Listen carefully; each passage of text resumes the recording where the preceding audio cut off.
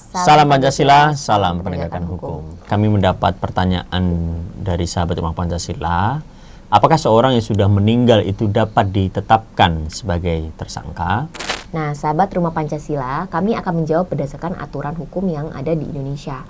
Di dalam setiap pemeriksaan, apabila tersangka dalam proses penyidikan maupun terdakwa yang sudah masuk dalam proses penuntutan di pengadilan, ternyata dia meninggal dunia dalam proses perjalanan tersebut, maka di sini aturan yang berlaku adalah pasal 77 KUHP, yaitu alasan penghapusan tuntutan atau pidana bagi seseorang yang meninggal dunia. Hal ini berangkat dari karena setiap tindak pidana tersebut memuat unsur orang ataupun barang siapa.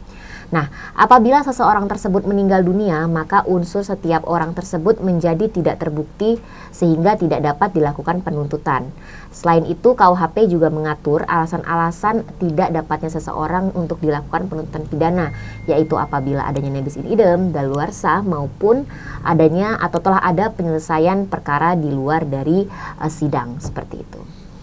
Untuk hal khusus, misalnya apabila kita melihat dalam Undang-Undang nomor 31 tahun 1999 yang telah diubah tahun 2001 mengenai pemberantasan tindak pidana korupsi, di sana di pasal 33 diatur apabila seseorang sudah ditetapkan tersangka, kemudian ternyata dia meninggal dunia, kemudian dari hasil penyidikan itu ada kerugian keuangan negara yang nyata, maka di sini jaksa pengacara negara itu dapat mengajukan suatu gugatan terhadap ahli waris dari tersangka yang sudah meninggal tersebut.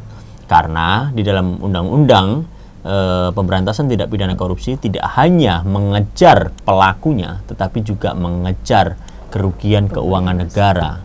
Karena kerugian keuangan negara itu berimplikasi atau berakibat kepada banyak hal, termasuk dalam kehidupan sosial kita. Maka itu bisa untuk diajukan gugatan terhadap ahli waris tersangka yang sudah meninggal.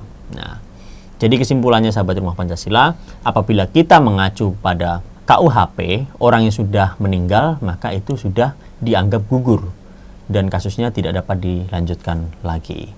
Tetapi kalau kita melihat undang-undang yang khusus yaitu pemberantasan tindak pidana korupsi dalam pasal 33, seorang sudah ditetapkan tersangka tetapi ternyata dia meninggal tetapi ada kerugian keuangan negara yang nyata, itu dapat diajukan gugatan di pengadilan terhadap ahli waris tersangka yang sudah meninggal. Itu sahabat Rumah Pancasila yang dapat saya sampaikan. Jangan lupa tetap terus ikuti video-video Rumah Pancasila yang diupload dalam TikTok, Instagram maupun YouTube. Jangan lupa tetap buka mata, buka telinga, dan buka hati kita.